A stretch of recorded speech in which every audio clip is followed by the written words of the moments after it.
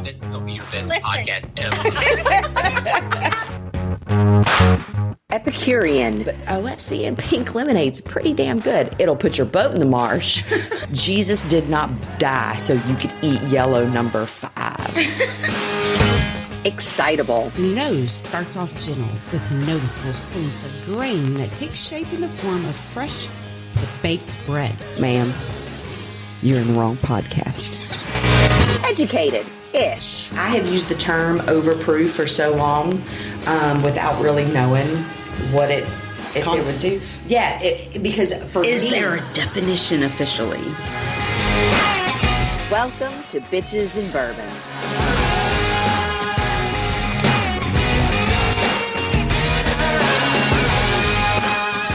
and we are live. What is it? I said it's real sensitive. You can hear everything. I touch my book, it picks it up.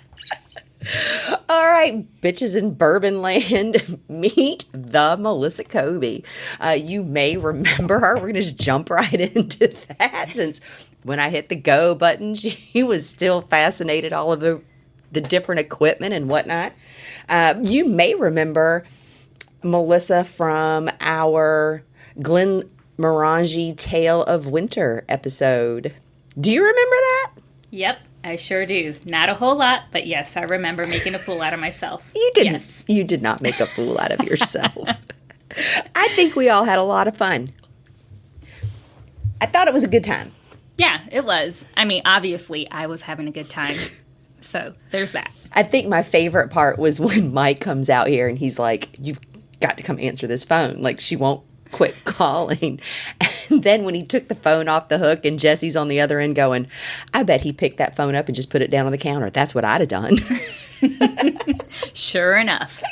I could be so annoying. No, it wasn't annoying. I thought it was fun. I thought it was a good time. So you may be wondering what's going on right now, and so I'll tell you. We are doing our first official Bitches and Bourbon, Books with Bitches and Bourbon podcast recording, and Reba could not be here with us today, and so Kobi has graciously decided to stand in as my guest co-host. So thank you so much for being here. You're welcome. I will try to do my best. Oh, you'll be fine. Do you want to introduce yourself to the folks and say hello? Hello, people. Hello, world. It's me, Melissa. I'm not sure what else I'm supposed to say, but I'm here to talk about what? Greenlights? Mm-hmm. Yeah. So we're going to talk about that today. We're going to do Greenlights. I think we're going to do a couple of other ones, too, if that works for you. If you have some time. Does that work? Yep. All right. Perfect. So, full disclosure, Kobi has been my bestie since... Forever. Ever. I mean, we're talking at least 13 plus. Yeah, 13 plus. It's got 12? to be longer than that. Is it? I mean, well, yeah. Got to be longer than that. There's some history there, okay? That's all y'all need to know. Okay, we've been through a lot. So that's who Kobi is. And when we've always read, not together because we don't typically read the same types of things, but we've always been, what are you reading? Well, what are you reading? Maybe I'll read that. Neither one of us mean it when we say that. Yeah. Because what we read is so different. Yes, but that is the good thing about book club.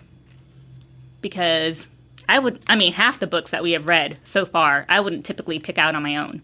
So I would say that is the plus side to being on the Books with Bitches and Bourbon, because even the book we selected for this month, again, not a book I would typically pick out on my own. And I won't do any spoilers on what we're doing, but yeah.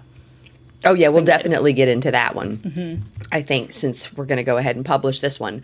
What we are going to do is we're going to start off with the very first book that Books with Bitches and Bourbon did, and it wasn't really even officially Books with Bitches and Bourbon yet. It was just a group of us that got together at the house, and we were just going to start a book club. The two things were not related, but the crew was the same, so we went ahead and went back and said, okay, well, all of this is just going to fall under these umbrellas. So, and the thing that I like about talking about this book is that it's got a great Bitches and Bourbon connection story to it. Now, you did not read this book. Is that correct?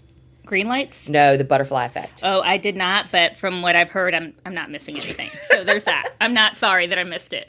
There's your spoiler alert.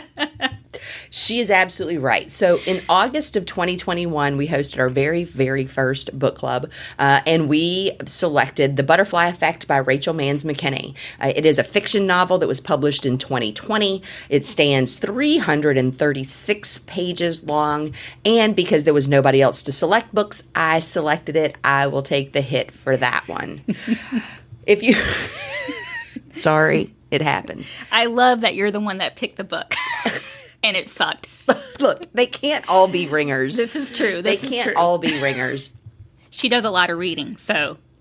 And they're not, I mean, and not all of them are good. It's like the booze we try. Like, not every seal that we break is a winner. Yeah. But we were glad for the experience, and now we know. Yep. So if you look on Goodreads, which is where all of our general book synopsis will come from, you are going to find that Goodreads asks the question, is there such thing as an antisocial butterfly? If there were, Greta Otto would know about it and totally relate. Greta far prefers the company of bugs to humans, and that's okay because people don't seem to like her all that much anyway. Greta learns that Danny has suffered an aneurysm, that's her twin brother, and now she has to give up this study that she's doing in a foreign country and come home to take care of him. And when that happens, evidently chaos ensues. So that's the general synopsis of the story. I selected it because it sounded like fun. There's a graduate student, which I thought would be relatable. Anyway, I thought it would be a neat little story. However, the Books and Bourbon have decided that, in short, we didn't like it. The only likable, connectable characters were the friends of Greta, Danny, and Meg. Greta's character barely evolves out of the angry, bitter, unfriendly pessimist at the end when a hint of a relationship between herself and a man she doesn't deserve begins to blossom. In fact, the novel failed to inspire book club attendance. There wasn't even an actual meeting, as Reba and I were the only two that showed up. And that's where the Bitches and Bourbon connection came in. Because nobody was here. It was just me and Reba. And we were like, perfect. Like, what are we going to do with ourselves? She didn't read the book. I didn't want to talk about the book. And so... that was the very first night we had our first real Bitches and Bourbon podcast session. We figured out what we needed, figured out what we were going to do, when we were going to launch, how it all worked, and that's the point where Bitches and Bourbon was born. So I appreciate that part. And to be fair, there are people out there that are not us that liked the book. Mm-hmm. They found the characters relatable. We did not. They found this intersection of the science and a love story enjoyable, which we agreed was the most interesting part of the novel. And we talked a little bit last night, too, about not even mentioning this book because we didn't like it. Mm-hmm. And we decided, well, that's not very authentic. So we would just do what we typically do with bourbon or booze in general. And if there's something we don't particularly like, we'll just find some kind of something that we enjoy, and we'll highlight that. And so the highlight is, yay, birth of Bitches and Bourbon for real. And kudos to her for writing a novel and getting it published. And so, yay. You're not going to go back and read that one? Nope. I will take your word for it. I don't want to lose hours of my life reading something that no one else liked. You might, but some people did like it. Well, so I feel like we're all pretty consistent here. In terms of whenever we meet for book club, I feel like everybody's bouncing around the same idea. There may be some differences here or there, but in general, I think we're all scoring about the same when it comes to the books. Yeah, and you're right. There's only typically like one or two outliers. Like somebody will either really love it more than anybody else did. Right. Or somebody will really not like it. Yeah. Based on. And we kind of had that with Greenlights. We did. Absolutely. Yep. That was a good example of that where one person stood out who did not like the book at all. And I'm so disappointed that she doesn't like it. Even to this day. I mean, we're 6 months past. And she still does not like it. Oh, man, it still hurts my heart. I kind of wanted to go ahead and run through the Butterfly Effect really quick, just because it was our first book and it's got a little background of the Bitches and Bourbon and where we come from. But I didn't really kind of want to hang out there for too long. I thought we would go ahead and move over to our first read of the new year. It was our January book. And again, I picked this one. We weren't yet, we didn't have our rotation for picks worked out yet. This has been a big, like, fuck around and find out about what works and what doesn't work. Well, it's just kicking off. So we're working out all the kinks and getting everything in order. And I think we're slowly getting there for sure. Yeah, There's but definitely some more direction. We're about to have our first anniversary. Yeah. Yeah. This book that we picked this month is our 12th book. Nice. I know. So the next one will be like a whole new year. And our second Books with Bitches and Bourbon Bookcation. I know. It's going to be so much fun. Is planned. Yeah. I'm looking forward to that. Because Kobi was with us on the first one. It was awesome. Yeah. I'm really looking forward to that. So, I mean, we've done a lot considering. I agree. So Greenlights is the next one. Now, Greenlights, yes. For the new year, it was the first book for January. It was also the very first time we started to pair booze with a book. Yeah, we didn't do that for Evelyn Hugo. No, we didn't do it for any of them before that. And the reason I remember is because Matthew McConaughey being the creative director for Wild Turkey and Longbranch being his bottle, I was like, oh my God, why haven't I thought of this before? And that's really when Bitches and Bourbon, Books with Bitches and Bourbon took off. Became a thing. We were like, we can really do this. Like, this would add a different flavor of content, maybe speak to a different group of people, this intersection. And if I'm being really honest, it keeps me from boring the fuck out of myself. Well, that's a good thing. I mean, I can't like sit around and like drink bottles and bottles of booze every time I pull the microphone out. I mean, I guess I could. Yeah. But like, even like right now, this is the very first time that there's been a podcast recorded and there is no booze on the table. We do have water. We're staying hydrated. When you live in the South, you have to do that. I have become addicted to sparkly water. Like I still drink like my Hydro Flask every day. Yeah. Try to do 2, definitively get through 1. But this damn sparkly water just hits different. Well, when you get tired of drinking water, you need something else to spice it up a little bit. I completely agree. There's a husband. Hello. What are you doing? Books with Bitches and Bourbon. Oh, gotcha. All right. There's only books and no bourbon. Are you impressed? Shocked is probably better. Do you need me, my darling? Nope. I put the scratch and post together and sprayed the couches. Cassie, I was like, the fuck? Oh, good. So. You trying to keep the cats off? We got new couches. Well, yeah. So if we got cat repellent. El Potro for dinner? What's that? El Potro? I Yes. don't feel like fucking doing shit. No, that's and just let me know. I'll do anything you need me to do. Love you. Love you too. So anyway, Greenlights was the point where we realized that Books with Bitches and Bourbon could be kind of a cool little intersection of different things that we enjoyed.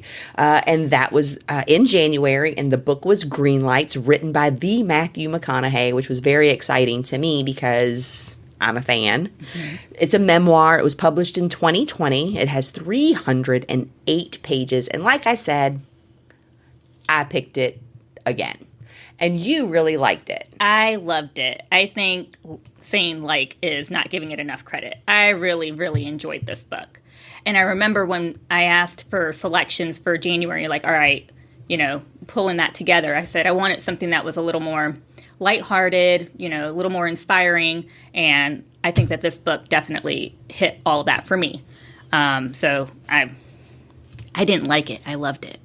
Do you remember having a favorite part or something that was particularly interesting to you? Not really. I mean, I think from start to finish, it just grabbed you. You either related to it or not. And even if it wasn't your personal experience, he just laid it out in a way that it was really easy to follow. And, So for me personally, I didn't just read the book. I actually listened to it on Audible as well. So I feel like that had a difference as well, because I was able to hear him kind of interact with the book, and it's not just one note. You know, he interacted with the book, and where he needed to have some energy, he had energy, and where it needed to be mellowed out, you know, that was the sense in the book as well.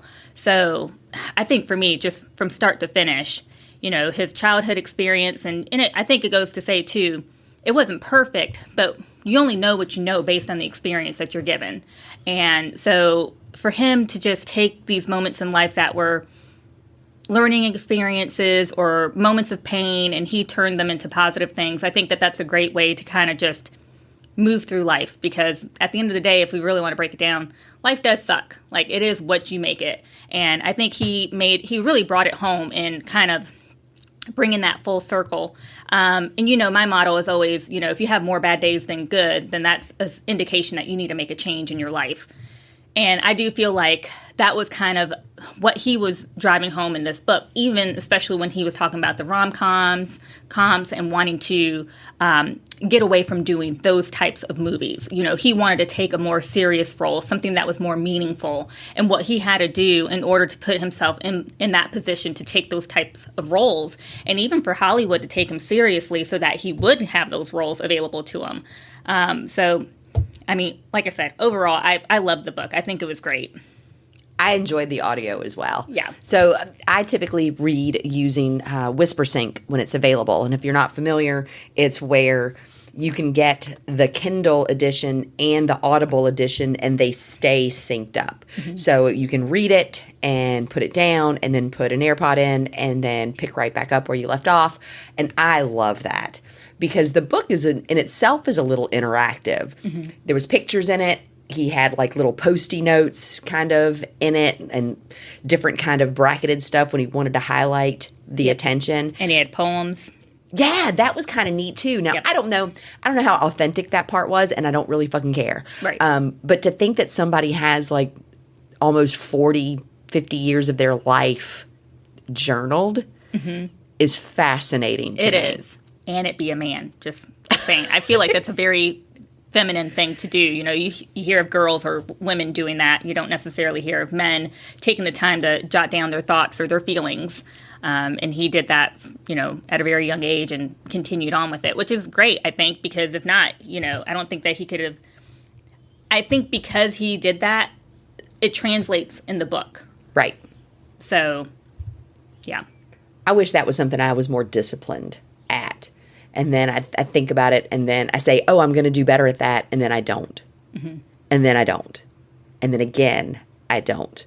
But I did like in part of the synopsis on Goodreads, it kind of explained the title of the Greenlights. It said, if you know how and when to deal with life's challenges, how to get relative with the inevitable, you can enjoy a state of success that I call catching green lights. And he kind of did that with every chapter. Like every chapter was like a different lesson. And at the end, he'd be like, green light. And when he found that way to kind of make his journey his own and define his own success. And if I'm being really honest, it was where I learned that Matthew McConaughey is the dude in Trisha Yearwood's Walk Away Joe video. Like, I had no idea. Yeah. I don't even remember that part. Yeah. I had to go back and look at the video. Like, he is Walk Away Joe. Mm-hmm. And I'm like, holy shit, that's Matthew McConaughey. And I was reading this book days years old when I found out about that. And I also enjoyed the way he characterized his family, his immediate family, his mom and his dad and his brothers. Mm-hmm. Because they were like every family I ever knew growing up. I mean, except for like, I don't think my mom ever like physically like sent my dad to the hospital with a broken thumb or whatever that part of the book was. I don't think that ever happened. But like dad's going to kick your ass and mom's going to like, she's not going to give you any quarter for your shit. And some people may call that Gen X parenting, and it was. But I love that he didn't shy away from any of that. Mm-hmm. He didn't villainize any of that. Right. He obviously has a deep love and respect for both of his parents. even when his mom starts getting sideways in the midst of his fame, right? He always appreciates her for who she is, not who he thinks she's supposed to be. I think his dad probably gave him that, because I remember the part in the book where where he's telling his dad he wants to go to acting, like he wants to go to a different college and he wants to pursue acting. And his dad's like, well, just don't half-ass it. Right. And his dad just kind of gave him the permission to be who he wanted to be. Right. And I think that probably went a long way into the way that he kind of takes people the way they are, not some preconceived notion of what they're supposed to be for him. Yeah. And I really liked that. I thought that was really good. Nope, I did. I enjoyed it as well. Book club, we enjoyed it as well. If I'm not going to remember, I'm literally going to look it up. We did. We gave it. If we don't know yet, I got to look. I'll do it right now. That's a good idea. Let's go here. Bookshelf. So if you don't know, Books with Bitches and Bourbon, we do have a Goodreads group. We'd love to see you there. You can pop on over and join that group, and we would like it. All right. So Greenlights does not, in fact, offer. God, it looks like it doesn't even offer half stars, which is going to really mess us up a little. So we're going to have to figure out how to work with that. Rating details. Nope. It's solid stars only, so we're going to have to discuss that. But we did discuss this one because we decided it was 4.8 stars last night because one of our members just hated it. Did she finish it? She did not finish it. She could not get through it. She's like, if I continue reading this book, I'm not going to like him anymore. So... And I promise you, I don't understand. I honestly don't. It was a great book. I still love him. I think maybe she just took it in a different direction. Was she doing Audible or was she reading? She was reading. For this kind of book, I almost think you have to listen to it. Yeah. There is something about listening to a person tell their story that's just different, I think. Yeah. Because we're not talking about fiction here. And maybe, is there hyperbole in it? Probably. Is there exaggeration in there? Probably. I would dare say most of Australia, that part of the book, was probably a little Mark Twain-esque, yeah, if I had to guess. But it was well done. Yes. And you didn't care. I enjoyed that. I enjoyed the experience in Africa. Yes. He was trying to just kind of refigure what he was doing with his life. That really spoke to me as well. But, yeah, I mean, obviously there's probably he's exaggerating in some of those parts, I'm sure. There's a little bit of that Texan storyteller coming out. For sure. But like I said, I think it's so well done that you just don't care. Yeah. Like if you can just let that go and not expect it to be... If you are looking for scandal and gossip and drama, this is not the memoir for you. He does not do any of that, no. I didn't think. It was super positive, super uplifting, very optimistic and encouraging. Right. So if you're looking for a mud show... Like, you're not going to enjoy it. But no, so we talked about it, and we were like, well, if Goodreads doesn't do 4.8 stars, because everybody else loved it, then we're giving it 5 stars. And that's what we did. And it really kind of became one of those books that we just really, really enjoyed. Yep. Fun story is... Melissa actually picked. Oh, and you'll hear me go back and forth between Kobi and Melissa. I refer to her both ways. One of the other ladies that are in our book club, and more importantly, in our little circle of besties, is also a Melissa. So that gets a little confusing. But we make it work. In April... You picked the book for the Bookcation. I did. Yep. I picked one deliberately to be fun and easy reading so we could sip our wine and talk trash. You're and so we did that. funny. There was no wine sipping going on. There was a lot of wine sipping. It was not sipping. Well, it was drinking. We're going to call it sipping, okay? It was great. Yeah. It was great. It was awesome. There was vodka. There was bourbon. There was... tequila. There was wine. Champagne. There was champagne. I mean... 2 bottles a day to start the day off. I mean, come on. We never left the house. Never left. Never left. I recommend it to everyone. It was amazing. Yes. Like you have these women that just like bring these books and their favorite yoga pants and maybe a bathing suit for the hot tub, and then we never left. Yep. We cooked together, we ate together, like, and then we just sat around and we just read for 3 days. Yep. In the mountains. It was awesome. It was beautiful. Do you want to tell us about the book you picked? The Stopover? Mm-hmm. I don't even remember who wrote it. Who's the author? T.L. Swann. Okay, T.L. Swann. I got you, boo. It was a trashy book, okay? It's what it was. It was supposed to be mommy porn. We're all going on this vacation. All of us but one, I think, is a mother, right? Yes. Okay. And we range from all age groups, just FYI, to just kind of give you some background on our book club crew. Is we start from our 20s all the way up to, I don't know where we top off at, but 60s? Yeah. Late? Maybe? Yeah. Somewhere up there. Anywho, I picked this book so that we could have something that was not heavy, enjoyable. Like I said, something that you could enjoy over a glass of wine. And it's about these two random people who meet on a flight. You know, homegirl's supposed to be sitting in the back, but she gets upgraded to first class. She meets this guy. Fast forward a year later, she interviews with the guy. And, they had a hot, steamy night when they first met because there was a layover. Hence where the stopover came into play. And it talks about the story after she gets hired on with him and their relationship. And it's trashy. April is not a big fan of the sex scenes. There's probably about 10 of them. And I think she might have notes. There's one word that was used just constantly throughout. It was smirk. Smirk. Oh my God, that is right.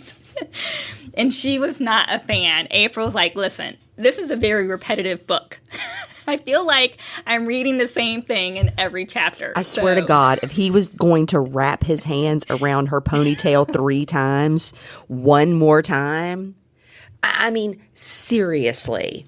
These are two people who meet on an airplane, fuck during a layover, and then go their separate ways, only to be reunited by chance. And they enter into this steamy love affair. I don't have problems with sex scenes. I'm obviously not a prude. Yeah. However, these people were not having stranger sex. These people were having, we've been married 15 years and we do it the same way all the time sex, right? Like, every single, if you're going to write 10, 12 sex scenes for new lovers, switch it up a bit. Yeah. I mean, damn. Like, they had sex the same way every single time. Yep. And I'm like, but I will say this. I actually enjoyed the book. The book is one of those where, like, you really, like, you have to drink wine with it, or the more wine you drink, the cuter the book gets. Mm-hmm. And there is the part where, like, when they go camping, mm-hmm. like, I was laughing out loud. Like, that part was pretty funny. Yeah. So it did get, it's exactly what you think it is. Super predictable. The plot twists are curves at best. I don't know if I would call them twisty. Like, I think you probably, like, they're akin to the kiddie rides. Of course, the book is not age appropriate for that. But I thought, I agree. Like, when we were talking about how many stars to give it, I think we ended up giving it 3 or 4. I think maybe we did 4. I think we did 4 because everybody agreed that it was an easy read. It was enjoyable. There are parts in the book where you found yourself laughing. There are parts in there that are, that you can relate to. She had friendships with these people at work. There's some drama with the main character and his business, and so there are some things in there that kind of kept you engaged with the storyline, I think. Yeah, and I think that we said, and I think Silva said it best, right? She was like, for what it was a 4, right? Yeah. I mean, we're like, if we're giving them stars within their genre, right? Like, it was a 4. Like, yeah. Everybody finished it. Mm-hmm. We all giggled about it. I'm glad you mentioned the friends. I forgot all about that part. That was when I was like, the fuck is going on right now? Mm-hmm. You sleep with this guy on an airplane. Well, not on the airplane, but that you meet on the airplane. Sometime later, you realize he is your CEO, right? One of the most powerful men in the world. Yep. And that is not a spoiler. You see that coming from a mile away. And then, like, you're the new kid on the job, and you make these 2-3 friends, and, like, you're a week in, and over lunch or drinks or whatever, you're like, yeah, I fucked him. Like, Right. this is what's going on right now.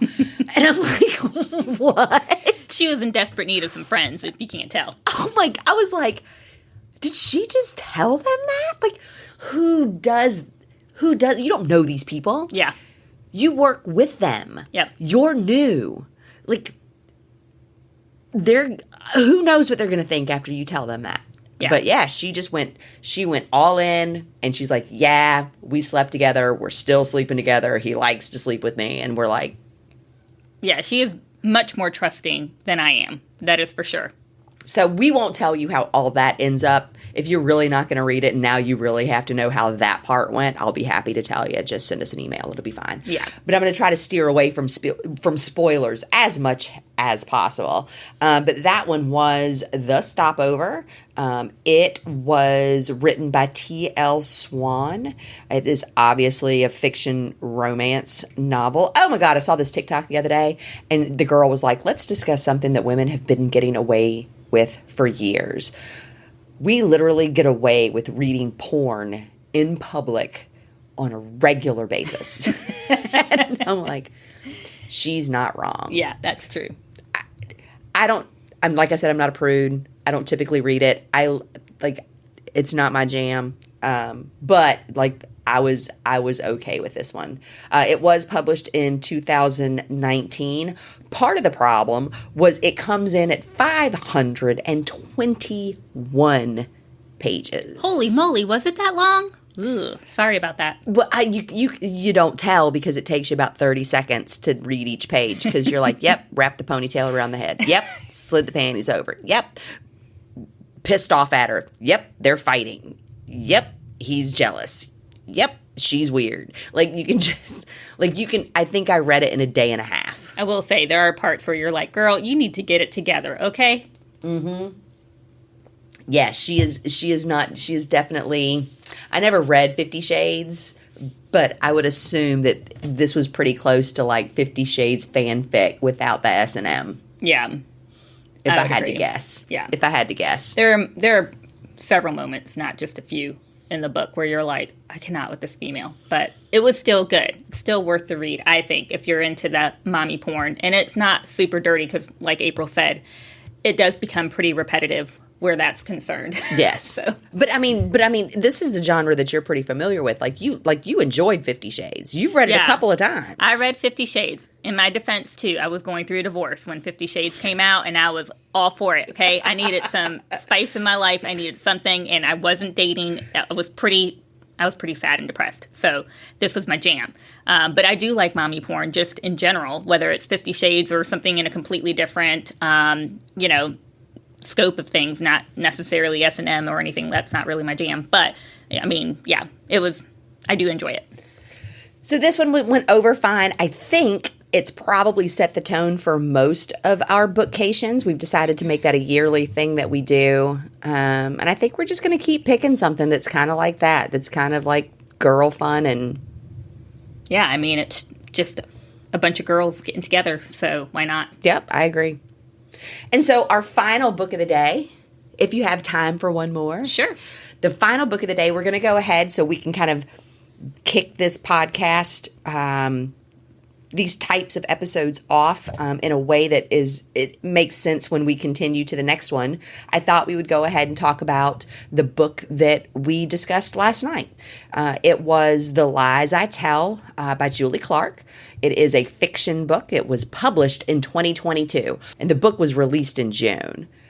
We didn't realize that until there was nothing available but like Kindle and hardcover. Like that was it. It's not even in paperback yet. And it doesn't become available until March, just letting you know. In paperback? Yep. Oh, that's good. Look at you. It came in at 320 pages, and Marie selected this particular one. The synopsis from Goodreads says 2 women, many aliases. Meg Williams, Maggie Littleton, Melody Wild. Different names for the same person depending on the town and the job. She's a con artist who erases herself to become whoever you need her to be. Kat Roberts has been waiting 10 years for the woman who upended her life to return. And now that she has, Kat is determined to be the one to expose her. And then it says that The Lies I Tell is a twisted domestic thriller. I think that's overstating it just a bit. Yeah. A twisted domestic thriller? I mean, if we're talking about twisted in the head, I guess so, but yeah. I don't know. I think that's a slight overstatement for what the book was. Yeah. Now, don't get me wrong. I liked it. Yeah, it was a decent book. You know, I had a hard time in the beginning. I even think texted everybody April. did. Yeah, I would say that's consistent because everybody said it was slow in the beginning. I think it was hard in the beginning, too, because we were only getting one side of the story. It was in the very beginning of Meg's, life and what basically set her off to the path that she was on later in the book. So I had a hard time relating with her. And I think that was across the board for all the characters in the book was it a good book? Yes. Was it an easy read? Yes. Was a storyline there? Yes. Could you relate with all the characters? No. And because honestly, they're all pretty rotten people at the end of the day. You have somebody who's a gambler and another person who's conning people, but, in a good-hearted way at the end of it. There's a twist there. I'm not going to say anything. But, then you have this reporter who, can't get her life together. It's one thing after another. And then there's the part where everyone is placing blame on someone else for the shortfalls in their life. And I just can't get with that kind of stuff. I'm like, listen, get over it and move on. Okay. So just had a hard time with the book. Yeah, I have to agree. I found it slow in the beginning. I was really glad that it picked up a little. Mm-hmm. I ended up enjoying the book for what it was. I am firmly, and I think I was the firmest one in this particular choice, but Reba was too. Like, we are firmly Team Meg. Mm-hmm. Like, we are, give us the con artist, she's a badass bitch. Yeah. And if somebody could please, like, pour Kat a drink and have her get over herself, that would be amazing. Right. I don't know if that's what the author intended. I almost emailed the author, which is something I rarely ever do, but I knew we were going to do book club and I knew we were going to do this podcast. I would be super, super curious to know which character she is. Or if she's neither. Like, maybe she's neither. That's always possible.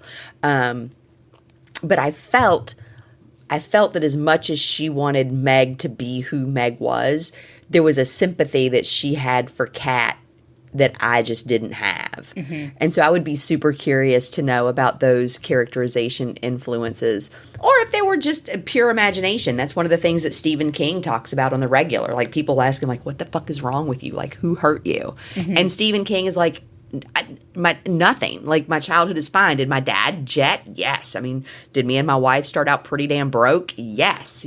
But this is just what we call creativity, right, and imagination.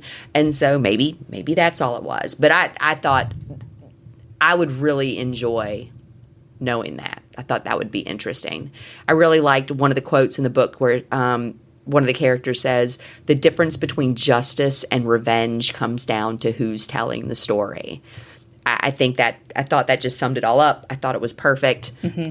And I really enjoyed it. I really enjoyed that one. Yeah, especially when they go back into, what she's done in the past and Kat was interviewing with these people. You do get that both sides of the story kind of thing. So, yeah, that was the book that we read last night. Most everybody enjoyed that one. I think we ended up giving it 3.5 stars, which we're going to have to figure out how to adjust that. Because now I think in all fairness, if it made 3.5 and Goodreads will only let us do whole stars, we round up. Mm-hmm. I think that's the fairest way to go. Yeah.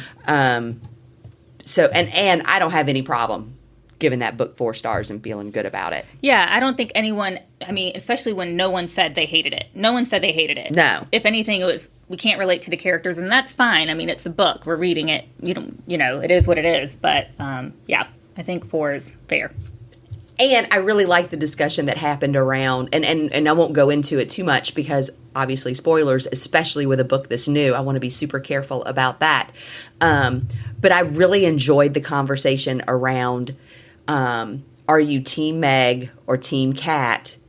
And how do you feel? I'm trying to figure out how to word this. How do you feel? What does the ending leave you with? Like, I thought those two things were really fun conversations. Mm-hmm. So, yeah, that one was what it was. And I think unless you have something else, I think we've done good for today. Yep. You did a good job today. I think it was super productive. I'm so glad you were here. Well, thanks for having me. I appreciate it. Please come I had back. fun. Of course. That would be so much fun. Yeah, whenever you do Evelyn, I'll come back for that. Oh, yeah, we got to do Evelyn Hugo. For sure. Yeah, that'll be fun. For sure. That one was a good one. Yeah. I enjoyed that one. All right, but I'm not going to get into it because we'll end up doing it right now, and that is not what we want to do. What I do want to do before we sign off, I'm hopefully going to release this particular podcast fairly quickly. We do have a group on Facebook. It is kind of private right this second, but you're more than welcome to join. Just send me a message. We'd love to have you in there. It's just Books with B&B.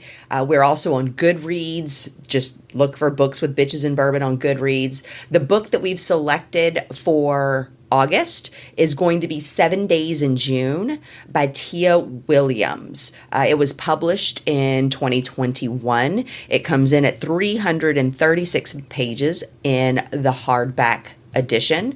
And it is Brooklynite Eva Mercy is a single mom and best-selling erotica writer who is feeling pressed from all sides. Shane Hall is a reclusive, enigmatic, award-winning literary author who's, to everyone's surprise, shows up in New York. When Shane and Eva meet unexpectedly at a literary event, sparks fly, raising not only their past buried traumas, but the eyebrows of the New York's black literati. What no one knows is that 20 years earlier, teenage Eva and Shane spent one crazy, torrid week madly in love.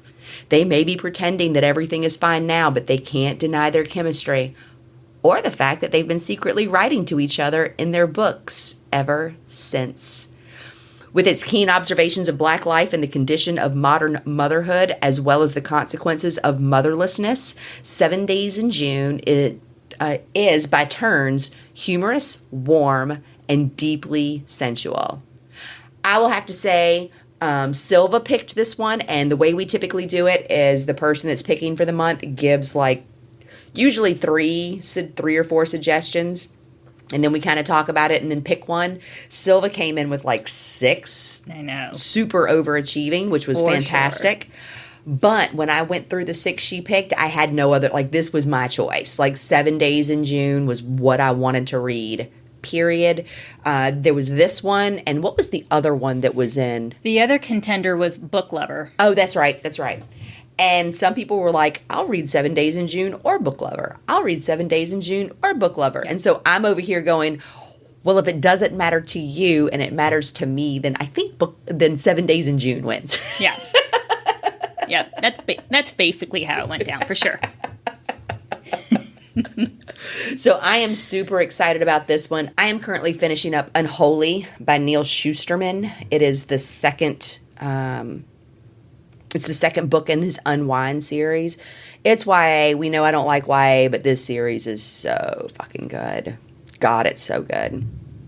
But I'm almost done with it, and as soon as it's finished, then we'll go to Tia Williams and her 7 Days in June. The cover's kind of hot. I kind of like it.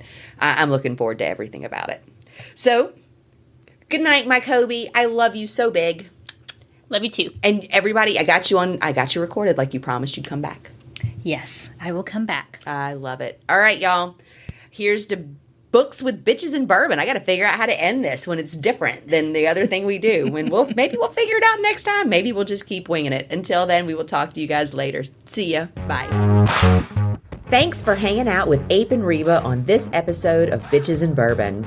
Make sure to check out the links in the show notes, and we look forward to hearing from you. Until next time, here's to bad bitches and good bourbon. Cheers.